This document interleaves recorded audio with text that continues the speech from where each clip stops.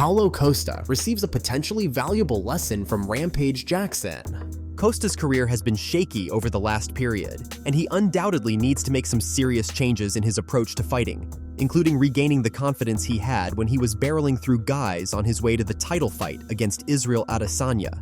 Following his loss to Stylebender, Paulo got only one win against Luke Rockhold, who was on his way out of the sport. Aside from that victory, he lost 3 times, with the last one being against Sean Strickland in June. Turbulent relationship with the company and Dana White also doesn't help.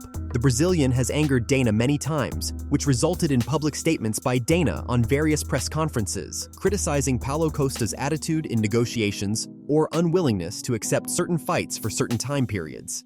And while he still holds enough value not to be cut from the company, the result of his next fight will most likely be critical for his future in the UFC. Speaking with Rampage Jackson on a podcast, Paulo received some advice on how to regain his bulldozing style again and approach future fights, round by round. Maybe more confidence. Yeah. Because it's mentally. Yeah.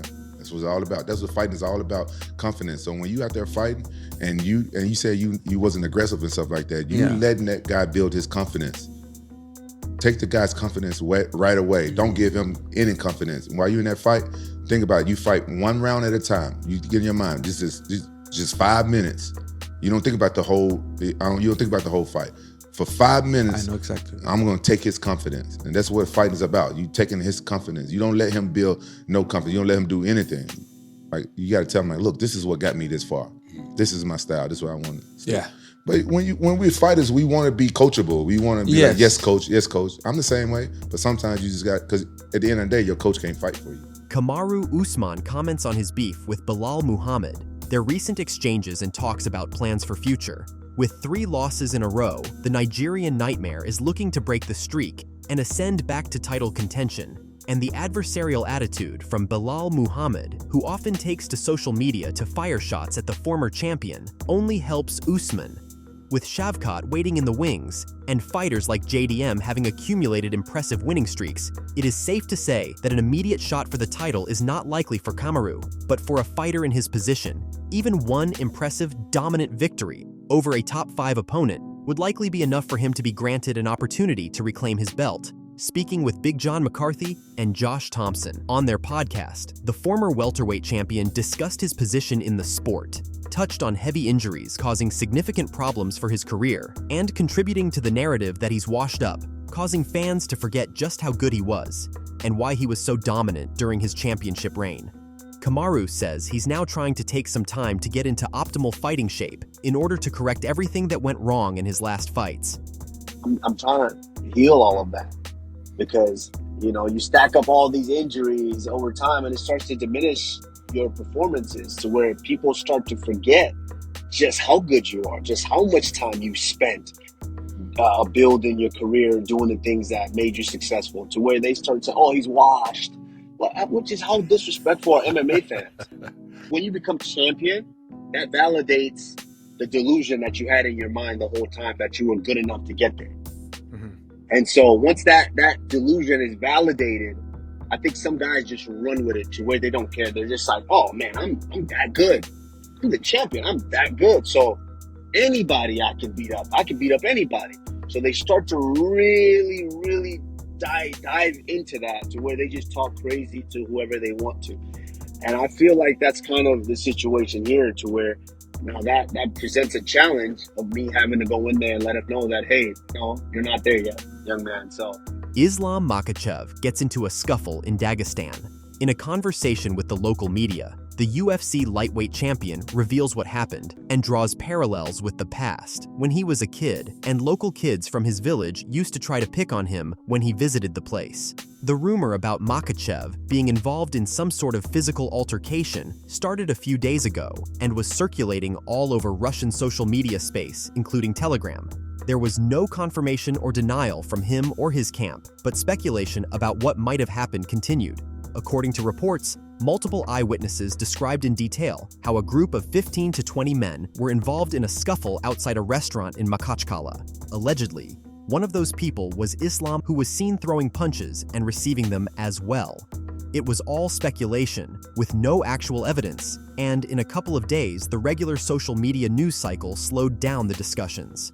However, in a recent interview to the local news channel in Dagestan, Islam confirmed the incident and commented on what happened. Quote, "You know, it's funny. Many years ago, I remember when as a kid I used to visit the village with my relatives.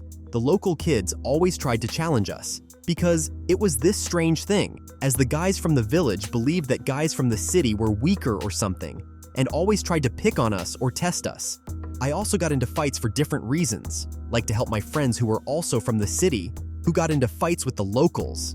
So yeah, it seems that some of these people never grew up. It happens sometimes. I don't know. Maybe it's jealousy, or people are taking something. But we were just standing there, and this little group approached us and started to talk nonsense, trying to be aggressive. We slapped a couple of them, got into a scuffle, and the security separated us. Nothing serious. Islam's next fight isn't scheduled yet, as he's still recovering from an injury of a torn ligament in his hand. The most likely next opponent for him is Arman Tsarukyan, and as Islam previously stated, he's hoping to defend his title by the end of the year. The Conor-McGregor saga continues, and with Dana White's recent tease of an upcoming announcement on updates about multiple different fighters, including Conor, things just got a bit more interesting. Dana included Michael Chandler in that list as well, something that gives us a safe assumption that he's finally going to announce a new date for the fight between them. This raised some questions from fans, of course, as not so long ago, the boss stated that McGregor certainly wouldn't fight this year. Did the plans change? Or is he going to announce the fight long in advance for the date of January or February of the next year? Both of these scenarios are possible, and the slowly dying enthusiasm toward McGregor and the specific Chandler matchup seemingly got rekindled again. CHAEL Sonnen reacted to the recent development, more specifically to Conor's "Free the Mac" comment. CHAEL believes that after having tried out different characters throughout his career, the Irishman has now decided to be a victim. This is because, as CHAEL says, victims are a special class of people in the States. They get uplifted and put on a pedestal, and this is something that Conor wants to take advantage of. CHAEL shares thoughts on McGregor's attempt to portray himself as an ordinary man and a man of the people. Here's what he said. Free the Mac. See, he's being persecuted. There's an injustice. There's an injustice taking place, and he needs your help. That is what is so wonderful about this. That, as an artist, is what made this piece so creative. He's presenting to you as that I am going at this alone. There is no one else in this video. It's just me, but I need you. I'm a regular man, and I'm coming to other regular men. I need you. I need your help, as opposed to I am on vacation in an exclusive area that nobody else could afford to come, which is why I have the solitude of being here by myself, right? Like, it was just great. The whole thing was great. Hashtag Free the Mac.